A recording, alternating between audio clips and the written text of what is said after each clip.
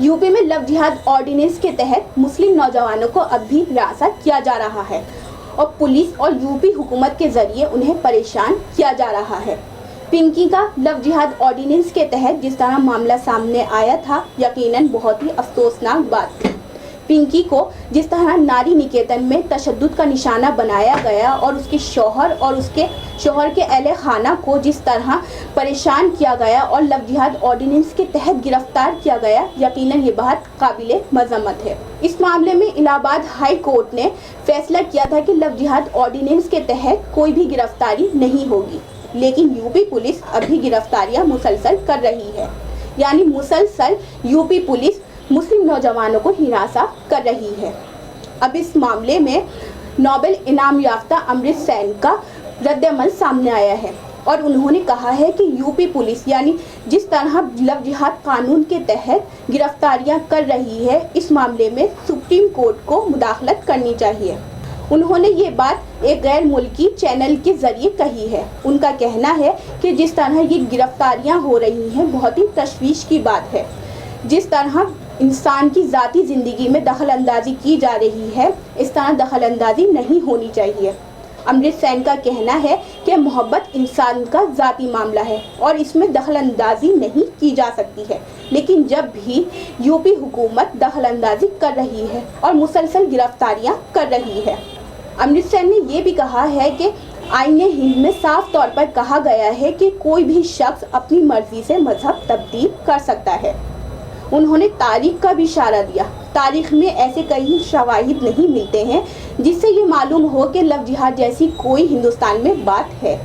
यानी अकबर के दौर में भी ऐसी बात नहीं थी। अकबर के दौर में भी कोई भी शख्स अपनी मर्जी से मजहब तब्दील कर सकता था और कोई भी शख्स दूसरे मजहब तब्दील करके दूसरे मजहब के किसी भी शख्स से शादी कर सकता था।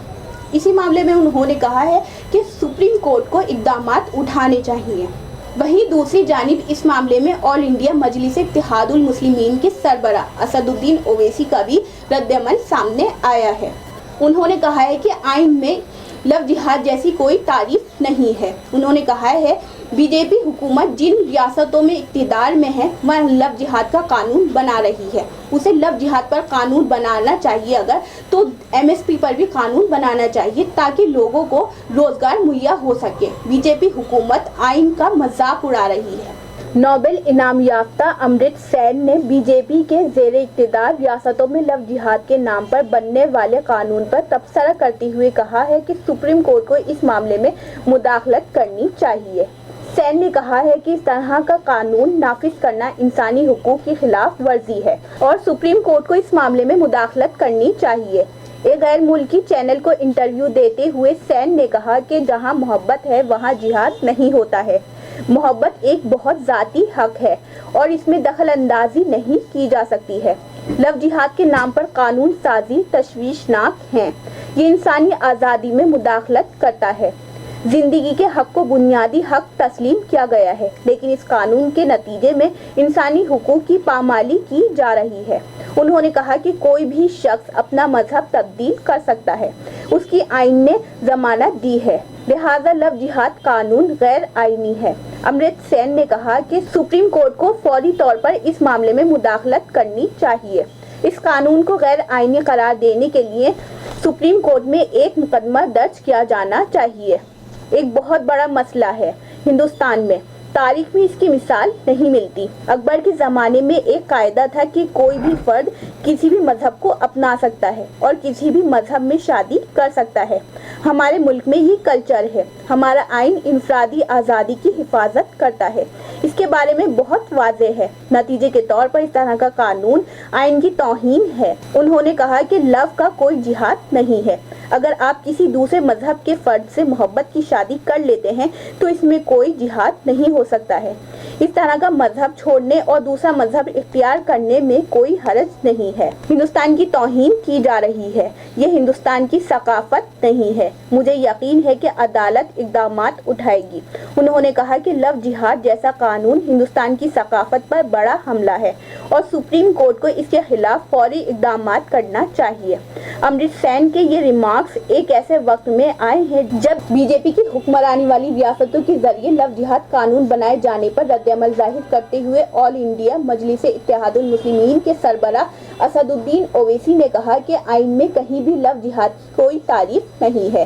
بی جے پی کی حکمرانی والی ریاستیں لفظ جہاد قوانین کے ذریعے آئین کا مذاق اڑا رہی ہیں۔ اگر بی جے پی کی حکمرانی والی ریاستیں قانون بنانا چاہتی ہیں تو انہیں ایم ایس پی کے لیے قانون بنانا چاہیے اور روزگار مہیا کرنا چاہیے۔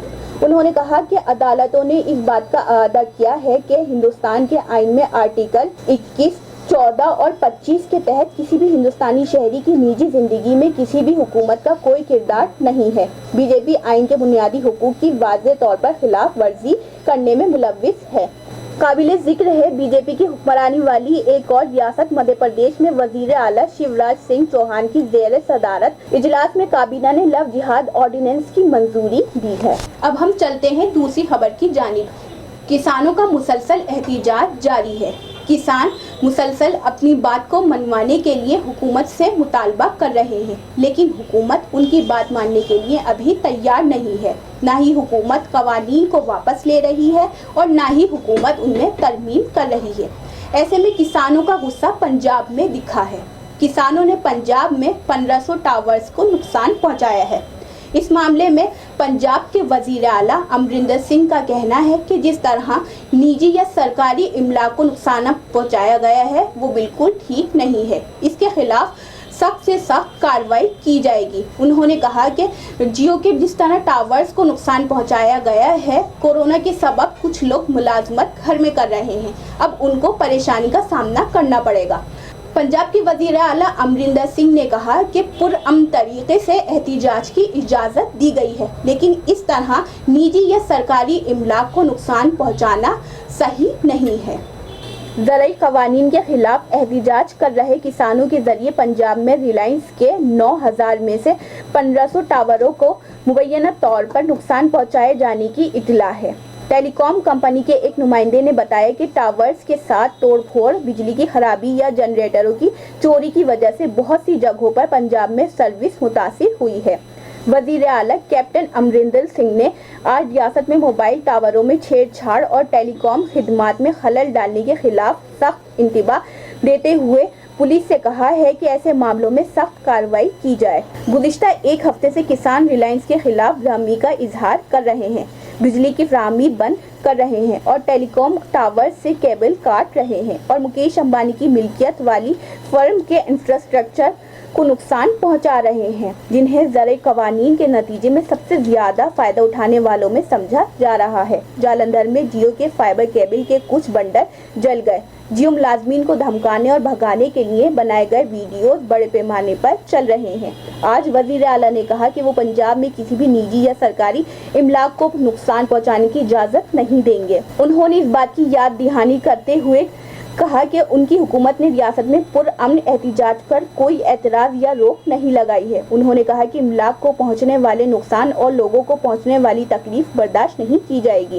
امرندر سنگھ نے کسانوں کو یہ بھی یاد دلایا کہ اس طرح سے مواصلات کے وسائل تباہ کرنے سے طلبہ اور خاص طور پر وہ لوگ جو کورونا کی وبا کی وجہ سے گھر سے ملازمت کر رہے ہیں ان کے لیے نقصان دہ ثابت ہوگا۔ کسانوں کا خیال ہے کہ نئے زرعی قوانین سے ارب پتی صنعت کار مکیش امبانی اور گوتم اڈانی کو سب سے زیادہ فائدہ ہوگا۔ یہی وجہ ہے کہ ان کا غصہ مکیش امبانی کی کمپنی جیو کے موبائل ٹاوروں پر نکل رہا ہے۔ یسرا انصاری کی رپورٹ، MMC نیوز انڈیا، نئی دہلی۔ تو ناظرین، ہم پھر حاضر ہوں گے کچھ بڑی خبروں کے ساتھ، تب تک کے لیے ہمیں دیجیے اجازت اور دیکھتے رہیے MMC نیوز انڈیا اور ہمارے چینل کو زیادہ سے زیادہ سبسکرائب کیجیے۔ شکریہ، خدا حافظ۔